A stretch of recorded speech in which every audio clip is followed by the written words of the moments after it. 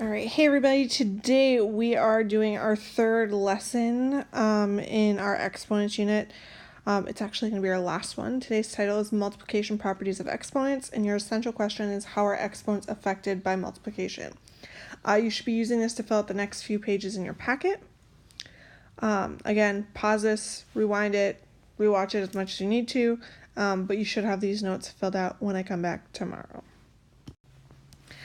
Today we're talking about multiplying powers with the same base.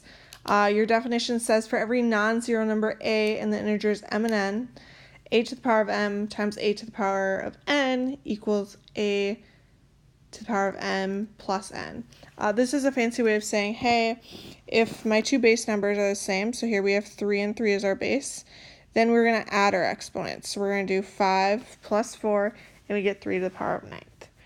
This works if your base is a number like these are, where we have 3 and 3. It also works when you have variables, h and h. Again, you still just add your exponents to get your new exponent. So for our first example, we are going to rewrite each expression using each base only once. So for my first one, we have 11 to the power of 4 times 11 to the power of 3. Again, our exponents match. So we're going to go ahead, our bases match. So we're going to go ahead and add our exponents. So I'm going to do 11 to the power of 4 plus 3. When I do that, I get 11 to the power of 7. And that's it. That's my answer. We're just adding our exponents. For B, we have two bases that match again. So we're going to have 5 to the power of negative 2 plus 2. When I do that, we get 5 to the power of 0. And if you remember, that actually equals 1. You can simplify that one, or you can leave it as 5 equals 0. But those are your first two problems. We have a try it now. We have 3 problems. Now would be a great time to maybe pause your video and actually try these and then check your answers. But I'm just going to continue talking through them. Same thing. So we have bases that are the same, so we're going to add our exponents. So for my first one, we have 5 to the power of 3 plus 6, which is the same as 5 to the power of 9. And that will be my answer. The second one, we both have 2's as our base. So we're going to have 2 to the power of 4 minus 3. Again, we're adding that, but remember this thing here, 4 minus 3, is the same as 4 plus negative 3. I just combined my plus and minus and made it a minus. So your answer would be really 2 to the first, which you could just write as 2, but I would take either answer. And then the last one, we still have the same base. They each have a 7, but now we have 3 exponents. We're going to do the same thing. We're going to keep our base the same, but just add our exponents. So negative 3 plus 2 plus 6. When I do negative 3 plus 2, I get negative 1, plus 6 would give me 5. So we have 7 to the power of 5. And that will be my final answer. For the next one, we are going to simplify each expression. Again, if we have the same base, we will add our exponents. The only other thing we kind of need to worry about are our numbers out front. So first thing I notice is that we have a 2 and a 3. So when I rewrite this, I'm going to do 2 times 3 out front. And then I notice that we have a n to the power of 5 and an n to the power of negative 2. So I'm going to put those two together. Again, we're going to add our exponents. So I'm going to have n to the power of 5 plus negative 2. Again, this thing equals 5 minus 2. They're the same. When I do 2 times 3, I get 6 out front. And then we have h to the power of 5 minus 2, which is a 3. So my final answer would be 6 times h to the power of 3.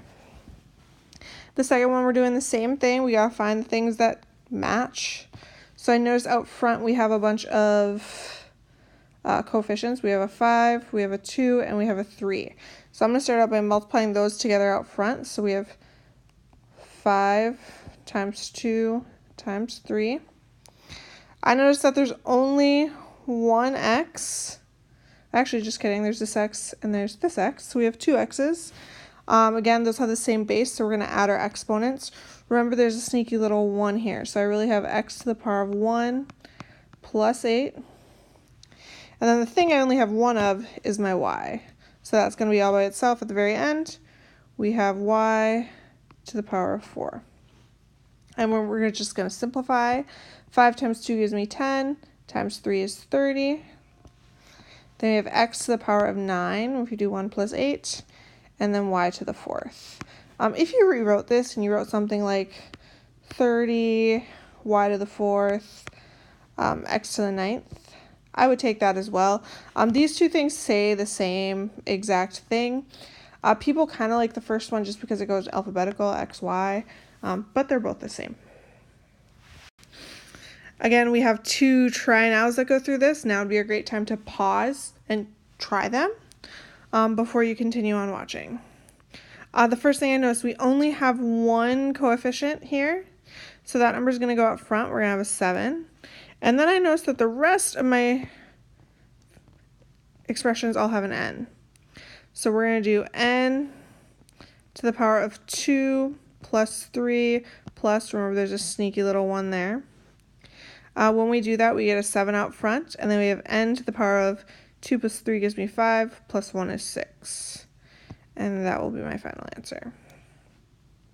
For B, we're going to do the same thing. I notice we have some numbers out front. We have a 2, we have 7, and we have a 2. So I'm going to do 2 times 7 times 2. Then I noticed that we have some x's. We just have one actually, x squared. So we're going to have an x squared. And then we have some y's, y to the power of 3 and y to the 4th. We're going to, again, add our exponents for our y's. So we have y to the power of 3 plus 4. And then we're just going to simplify. So we have 2 times 7 gives me 14, times 2 is 28. And then we have our x squared, nothing changed there. And then we have 7 y's, y to the power of 7. And again, this is going to be my final answer. The next thing we're going to talk about is raising a power to a power. Our rule says for every non-zero number a in the integers m and n, a to the power of m raised to the power of n equals a times to the power of m times n. Essentially, it's a fancy way of saying, hey, if you have a number outside of your parentheses and you have a number on the inside, you need to multiply those two numbers together if they're both your exponents. Notice they did 4 times 5, and that gave us 8. They did the same thing here. They had a 2 and a 5, so they did 2 times 5, and that gave them 10. So if you're raising a power to a power, you should multiply. Again, if you need to have more time writing this down, just pause, move on when you're ready. My first example, we have x to the power of 3 raised to the power of 6. So we have 3 and 6 there, so we're going to rewrite that as x to the power of 3 times 6. And when I do 3 times 6, I get 18. So my final answer would be x to the power of 18. Just that simple. Just multiply your exponents. Here's your try it. Again, great time to pause and actually try it. But I'm going to continue on talking about it. So we have a to the power of 4 to the power of 7. For that one, we are going to do a to the power of 4 times 7. When I do that, I get a to the power of 28, and that would be my answer. For the second one, we have a to the power of negative 4 times 7.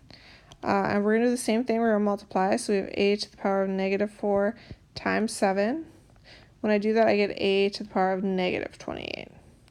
Again, just multiply your exponents, and you are good to go.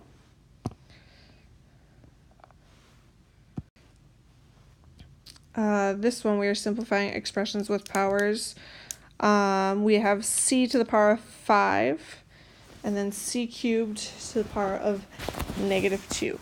If I have parentheses, I'm always going to deal with those first. So the first thing I notice is we have this 3 and this 2. So I'm going to keep my c to the power of 5. That's just going to stay for now. So if I rewrite it, we have c to the power of 5. And then we're going to multiply the exponents for the other two.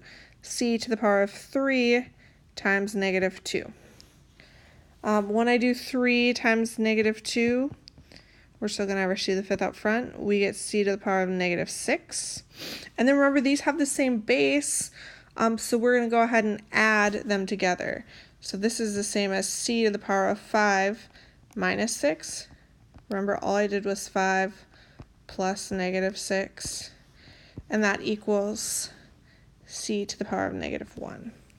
Remember, if you want to have a positive exponent, you could rewrite that as 1 over c. Right now, I don't really care which one you give me. I would take either of these, but that is your answer for example 2. All right, last but certainly not least, we have 2 more try nows. Again, great time to pause, try it on your own, and then restart. We're going to deal with our parentheses first. So I have t to the power of 7 to the power of negative 2. Remember, my little t squared is going to stay out front. So I still have t squared. And then we're going to have t to the power of 7 times negative 2. My t squared is still up front. If I do 7 times negative 2, I get t to the power of negative 14. Again, now we have 2 things that have the same base, so we're going to add our exponents. So we have t to the power of 2 minus 14, which equals t to the power of negative 12. Again, that's the same as 1 over t to the power of 12. I don't really care which one you write. I think the more correct version is the second one. But you should know both, because if your test is multiple choice, they could really give you either. That gets us through A. Let's go ahead and look at B. B, we have all sorts of parentheses going on. I noticed that we have a to the power of 4 raised to the power of 2. So the first part we're going to have is a to the power of 4 times 2. And that is all multiplied by, I notice we have a second one, where we have a to the power of 2 to the power of 5. So we're going to have a to the power of 2 times 5. I'm going to simplify those first to start. So we have a to the power of 8 times a to the power of 10. Again, notice we have bases that match, so we're going to go ahead and add our exponents. So we're going to have a to the power of 8 plus 10. And when I add, I get a to the power of 18. And that is our final answer. We don't have to simplify that one. We're good to go. I'm going to change that color. But that is multiplying exponents. Again, if you need to rewatch any of this, please do that now. You should have your multiplying exponents notes filled out. And you can work on your homework for tomorrow. Thank you for watching.